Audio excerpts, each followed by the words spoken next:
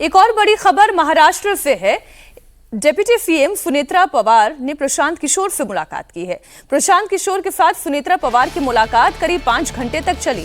कल सुनेत्रा पवार की party NCP के सांसदों ने मोदी से मुलाकात की थी और इसके ठीक बाद पीके के साथ सुनेत्रा पवार की मीटिंग हुई।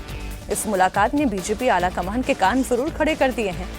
खबर यह है कि बीजेपी की टॉप लीडरशिप इस मीटिंग से खुश नहीं है। शिंदे कैंप से भी बड़ी खबर आ रही है। कल अपने सांसदों के साथ नरेंद्र मोदी से मिलने वाले एकनाथ शिंदे आज गृह मंत्री अमित शाह से मुलाकात कर सकते हैं।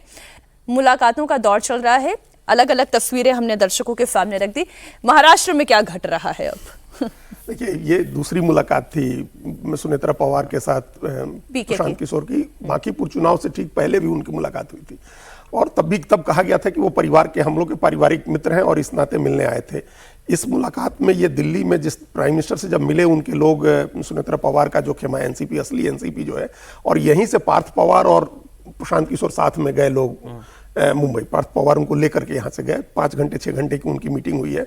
ये उनके इंटरनल पॉलिटिक्स का इसके 2 डायमेंशन है। एक डायमेंशन तो ये है कि जो एनसीपी है, शरद पवार और अजीत पवार के बाद उस एनसीपी को मराठा, दलित और मुस्लिम वोट का एक जो सबसे बड़ा जो हकदार पार्टी हो उसको वो कंट्रोल करे, उसका प्रतिनिधित्व करे, इसको कैसे साधे हम।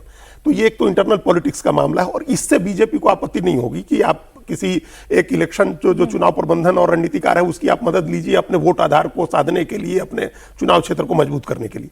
लेकिन अगर उसमें कोई दूसरी पहल होती है कि प्रशांत किशोर जैसे, मतलब इंटरनल पॉलिटिक्स से बाहर देखिए, प्रशांत किशोर बीजेपी के खिलाफ पॉलिटिक्स कर रहे हैं, तो अगर कहीं ऐसा मैसेज हो रहा है कि वो प्रशांत किशोर से मिलकर के कोई बीजेपी से बाहर की पॉलिटिक्स करना चाह रही है एनसीपी, तो वो नाराज करने वाली अमित शाह और देवेंद्र फडणवीस की भी मुलाकात हुई थी। हाँ बिल्कुल, और ये वहां ये माना जाता है कि सुनेत्रा पवार देवेंद्र फडणवीस के ज्यादा क्लोज हैं और उनके साथ और एकनाथ शिंदे अमित शाह के ज्यादा क्लोज हैं। तो एनसीपी के दोनों खेमों की पॉलिटिक्स और बीजेपी के साथ उनके संबंध, शिवसेना की पॉलिटिक्स, ये सब मिलाकर के एक अलग डायमेंशन बनता है।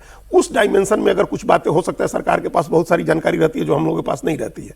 हम ये सिर्फ ये कह सकते हैं कि एनसीपी के इंटरनल पॉलिटिक्स में, मराठा पॉलिटिक्स को कंट्रोल करने के लिए जो राजनीति है, एकनाथ शिंदे उसकी तरफ बढ़ रहे हैं। एनसीपी को अंदर से अपने नेताओं से चैलेंजेज है, उन चैलेंजेज से निपटने के लिए अगर किसी स्ट्रेटजी में प्रशांत किशोर उनकी मदद कर सकते हैं तो वो एक डिफरेंट मामला है। लेकिन अगर जो महायुति है उसमें उनकी पॉलिटिक्स से कोई नुकसान आता है तो फिर वो सरकार उसको नहीं टॉलरेट करेगी।